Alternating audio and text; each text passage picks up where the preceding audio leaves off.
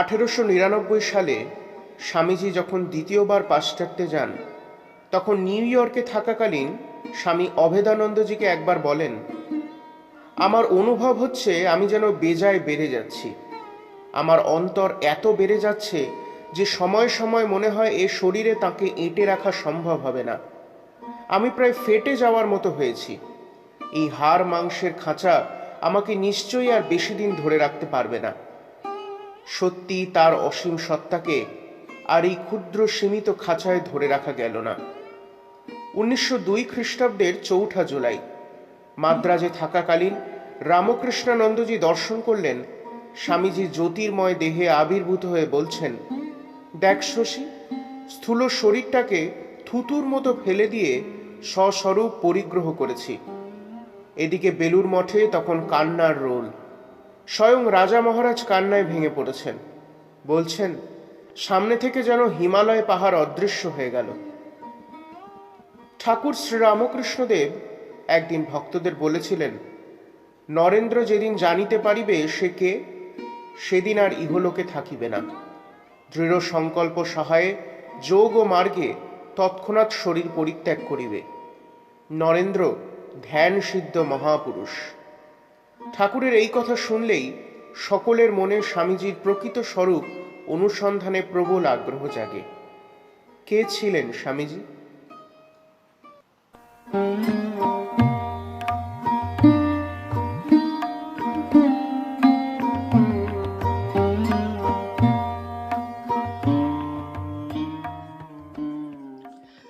দক্ষিণেশ্বরে ঠাকুরের সেই অদ্ভুত দর্শনের কথা সকলেই অবগত।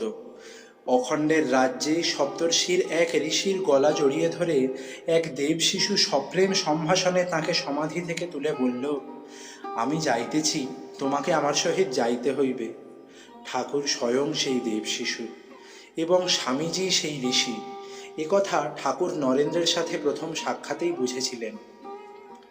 বরানগর মঠে একদিন অনেক রাত্রে এক আলোর ঝলকে মহাপুরুষ মহারাজের ঘুম ভেঙে গেল। তিনি দেখলেন স্বামীজির চারপাশে মশারির বাইরে শিবাকৃতি ছোট ছোট মূর্তি ত্রিশূল হাতে বসে আছেন। কয়েকবার পরীক্ষা করে বুঝলেন এ চোখের ভুল নয়। স্বামীজিকে ডেকে তুললেন তিনি, কিন্তু স্বামীজি তার কথার গুরুত্ব দিলেন না। পরদিন সকালে স্বামীজি বলেছিলেন, ওরা আর কেউ নন, বটুক ভৈরব। ছেলেবেলা থেকে ওরা এইভাবে আমাকে রক্ষা করে আসছেন। রাজা মহারাজও একদিন ঘটনা প্রসঙ্গে স্বামী শিষ্য সংবাদ প্রণেতা শরৎচন্দ্র চক্রবর্তীকে স্বামীজির স্বরূপ প্রসঙ্গে বলেন, বলিস কি রে, সাক্ষাৎ শিব, তুই কি জানিস নে? আবার স্বামীজির শরীরত্যাগের কিছু আগে নিবেদিতাকে বলেছিলেন, এবার স্বামীজি চলে যাবেন ঠাকুরের মতোই, কারণ প্রতিদিন ঠাকুরকে দেখছি ওর মধ্যে। স্বামী তুরীয়ানন্দ স্বামীজির অন্তর্ধানের পর বলেছিলেন, চন্দ্রের প্রতিবিম্ব জলে পড়লে মাছেরা খেলা করে। তারা মনে করে চন্দ্র তাদেরই মতো। হঠাৎ চন্দ্র অন্তর্হিত হলে বুঝতে পারে চন্দ্র ও তাদের মধ্যে কত তফাৎ। বলেছিলেন, কৃষ্ণ যদুকুলে জন্মালেও যদুকুলের কেউ যেমন তাকে বুঝতে পারেননি, আমরাও তেমনি স্বামীজির সঙ্গে একসঙ্গে কাটালুম। একসঙ্গে খাওয়া বসা, চলা ফেরা, শোয়া, গল্প গুজব, শাস্ত্রপাঠ, হাসি ঠাট্টা দিনের পর দিন, বছরের পর বছর করেছি। কিন্তু স্বামীজিকে আমরা একটুও চিনতে পারিনি, তাঁর স্বরূপ আদৌ বুঝতে পারিনি। আমার মনে হয় এত বড় মহাপুরুষ, একাধারে এত গুণ ইতিপূর্বে আর জন্মগ্রহণ করেননি। আবার বলতেন, কি একটা শক্তি ঠাকুর তৈরি করে রেখে গেলেন। জগৎটার চিন্তার গতি একেবারে বদলে গেল। তাঁর বইতে তাঁর জীবনের 20 ভাগের 1 ভাগও প্রকাশ হয়নি। স্বামীজি নিজেই একবার স্বামী রামকৃষ্ণানন্দজিকে লিখেছিলেন, you little know what is in me. Swami শারদানন্দের মতে, he was the rock upon which the whole structure was to be built. বলতেন, স্বামীজি তো একটা অবতার, ঠাকুরের কথা ছেড়েই দাও। স্বামী অখণ্ডানন্দের কথায় স্বামীজি হলেন প্রিন্সিপালের একটি প্রতিমূর্তি। তিনি রক্তমাংসে তৈরি ছিলেন না, ভাব দিয়ে গড়া। এ যুগে ঠাকুর স্বামীজি প্রত্যক্ষ দেবতা। স্বামীজির দেখা পাওয়া সহজ, তিনি দেখা দেবার জন্য সর্বদা ব্যাকুল। ঠাকুর কিন্তু এত সহজ নন। এ যুগের লোক স্বামীজির ভেতর দিয়েই ঠাকুরকে বুঝবে। স্বামীজি নিজেও একবার স্বামী তুরীয়ানন্দজিকে বলেছিলেন, তোমরা আগে আমাকে বোঝো, তারপর ঠাকুরকে বোঝার চেষ্টা করবে। আবার স্বামী অভেদানন্দজির মতে গরিবের দুঃখে পরের জন্য সর্বস্ব ত্যাগ বুদ্ধের পরেই স্বামীজি। বলতেন রাজা মহারাজ সাকারবাদীর আদর্শ, আর স্বামীজি হলেন সাকার নিরাকার দুই। আবার এ দুয়ের পারেও 1899 খ্রিস্টাব্দে বেলুড় মঠে আগত নাগ মহাশয় স্বামীজিকে দর্শনপূর্বক বলেছিলেন, জয় শঙ্কর, জয় শঙ্কর, সাক্ষাৎ শিব দর্শন হলো। আমি দিব্যচক্ষে দেখছি আজ সাক্ষাৎ শিবের দর্শন পেলাম। পরে বললেন, আপনি ঠাকুরের ছায়া, এপিঠ আর ওপিঠ। আপনাকে কে বুঝবে, কে বুঝবে? দিব্য দৃষ্টি না খুললে চিনবার জো নেই। একমাত্র ঠাকুরই চিনেছিলেন, আর সব তাঁর কথায় বিশ্বাস করে মাত্র, কেউ বুঝতে পারেনি।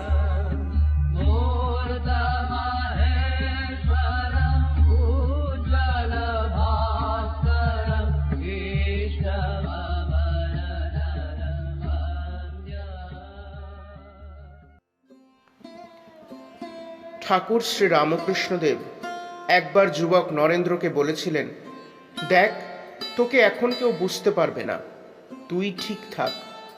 পরবর্তী জীবনে অসীম শক্তির আধার মূর্ত মহেশ্বর মুজ্জ্বল ভাস্কর স্বামী বিবেকানন্দ নিজেও হয়তো এই সত্য উপলব্ধি করেছিলেন। তাই 1902 খ্রিস্টাব্দের 4 জুলাই মহাপ্রয়াণের দিন সকালে স্বামী প্রেমানন্দের উপস্থিতিতে অস্ফুট স্বরে বলে উঠলেন, যদি আরেকটা বিবেকানন্দ থাকতো তবে বুঝতে পারত বিবেকানন্দ কি করে গেল। পরে বললেন, কালে কিন্তু এমন শত শত বিবেকানন্দ জন্মাবে। যেন দিব্য দৃষ্টি সহায়ে এক ক্রান্তদর্শী ঋষি দেখতে পাচ্ছেন তিনি যে ভাবের বীজ জগৎ জুড়ে বপন করে দিয়ে গেলেন তা কালে মহীরুহে পরিণত হয়ে তার ভাবের ধারক ও বাহক হয়ে শত শত উৎকৃষ্ট ফল প্রসব করছে। স্বামীজি বলতেন, এমন সব ভাব দিয়ে গেলাম যাতে 200 বছরের মধ্যে আর কাউকে কিচ্ছু করতে হবে না, কেবল দাগা বুলিয়ে গেলেই চলবে। তিনি বহুবার বলেছেন, I have come with a mission. হয়তো জগতের বুকে শত শত বিবেকানন্দের জন্ম দেওয়াই তার মিশন। তিনি নিজের যে সৈন্যবাহিনী তৈরির কাজ শুরু করেছিলেন তা আজ আকার আয়তনে বিপুল। এ ব্রত গুরুতর। আমরাও ক্ষুদ্র শক্তি, কিন্তু আমরা জ্যোতির তনয়, ভগবানের তনয়। আমরা সিদ্ধিলাভ করিবই করিব। শত শত লোক এই চেষ্টায় প্রাণত্যাগ করিবে, আবার শত আহত লোক উহাতে ব্রতী হইতে প্রস্তুত থাকিবে। অগ্রসর হও, প্রভু আমাদের নেতা, পশ্চাতে চাহিও না। এই ছিল স্বামীজির জ্বলন্ত আহ্বান। আর তার সৈনিকদের প্রতি তার আশ্বাসবাণী ছিল এই, আমার চেলারা যদি 1000 বার নরকে যায় তাহলে আমি 1000 বার তাদের হাত ধরে তুলব। এ যদি সত্য না হয় তবে ঠাকুরাদি সব মিথ্যা জানবি। তিনি তাঁর ভাবী সন্তানদের উদ্দেশ্যে বলে গিয়েছেন, I want each one of my children to be 100 times greater than I could ever be. Every one of you must be a giant. Must, that is my word. Swamiji স্বামী তুরীয়ানন্দজিকে বলেছিলেন, হরি ভাই, এবার একটা নতুন পথ করে দিয়ে গেলুম। এতদিন লোকে জানতো ধ্যান, জপ, বিচার প্রভৃতি দ্বারাই মুক্তি হয়। এবারে এখানকার ছেলেমেয়েরা তাঁর কাজ করে জীবনমুক্ত হয়ে যাবে। তাঁর কাজ শিবজ্ঞানে জীবের সেবা। শিষ্যদের স্পষ্ট নির্দেশ দিয়েছেন, নচিকেতার মতো যমলোকে চলে যা। আত্মতত্ত্ব জানবার জন্য, আত্মা উদ্ধারের জন্য যমের মুখে গেলেও যদি সত্য লাভ হয় তাহলে নির্ভীক হৃদয়ে যমের মুখে যেতে হবে। আজ থেকে ভয় শূন্য হ, যা চলে আপনার মোক্ষ পরার্থে দেহ দিতে। কি হবে কতকগুলো হাড়মাসের বোঝা বয়ে? দধিচি মুনির মতো পরার্থে হাড়মাস দান কর। রমারলা লিখেছেন, বিবেকানন্দ দারুণ ব্যাধিতে ভুগছিলেন। ওই ব্যাধি ছিল শক্তির আধিক্য। বাস্তবিকই তাই। তা না হলে কি তার মুখ থেকে নির্গত হয়? আমার মধ্যে এত শক্তি আছে যে আমার মনে হয় আমি সমগ্র পৃথিবীকে আমূল বদলাতে পারি। নির্গত হয় অ্যাভালান্সের মতো দুনিয়ার ওপর পড়ো, দুনিয়া ফেটে যাক চড়চড় করে, হর হর মহাদেব। স্বামীজি বারবার এই আক্ষেপ করতেন, তার ইচ্ছা পরিকল্পনার পরিপূর্ণ রূপায়ণ ও অসীম শক্তি ধারণের পক্ষে তার শরীর উপযুক্ত নয়। বলতেন, the spirit is willing but the flash is weak.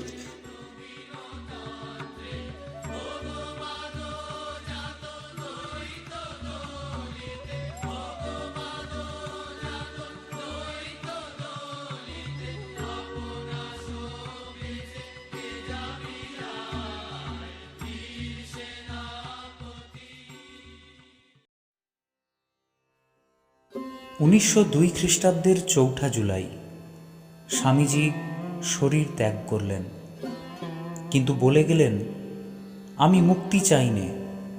যতদিন না সব জীবের মুক্তি হবে ততদিন আমাকে বারবার আসতে হবে। বললেন, চরিত্র গঠন হয়ে যাক, তারপর আমি আসছি। বললেন, হে যুবকগণ, আমি তোমাদের নিকট এই গরিব, অজ্ঞ, অত্যাচার পীড়িতদের জন্য এই সহানুভূতি, এই প্রাণপণ চেষ্টা দায় স্বরূপ অর্পণ করিতেছি। বললেন, সাহসী, দৃঢ়নিষ্ঠ, প্রেমিক যুবকবৃন্দ, তোমরা সকলে আমার আশীর্বাদ জানবে। আর মৃত্যুর 7 দিন পূর্বে শিষ্যকে উপলক্ষ করে যেন তার অনাগতকালের অগণিত যুবক সন্তানদের বললেন, শ্রদ্ধাবান হ, বীর্যবান হ, আত্মজ্ঞান লাভ কর, আর পরহিতায় জীবন পাত কর। এই আমার ইচ্ছা ও আশীর্বাদ। চিত্ত সিন্ধু ভেদি উঠিল কি জ্যোতি ঘন, কোটি সূর্য গলাইয়ে ছাচে ঢালা কান্তি।